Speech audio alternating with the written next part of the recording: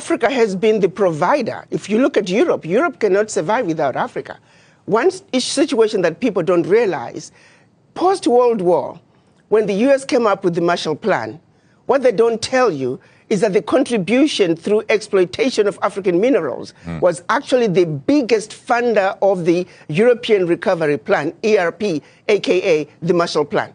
US contributed $13 billion, which is now present day $175 billion, which, by the way, the American taxpayer must be paid back. Nobody's asking for that money back. But what they don't tell you is that Africa, through exploitation of its resources by the Europeans, was actually a much, much bigger contribution to the European recovery post-World War II. Nobody talks about that. Why does such a continent that did so much to help Europe recover continue to be so poor? Let's be realistic here. Let's not talk about peanuts. Africa does not need the aid. What we need is for those who are exploiting Africa to stop. Africa has everything it needs. If Africa could have contributed as much as it did to the recovery of Europe post-World War II, why wasn't Africa equally developed?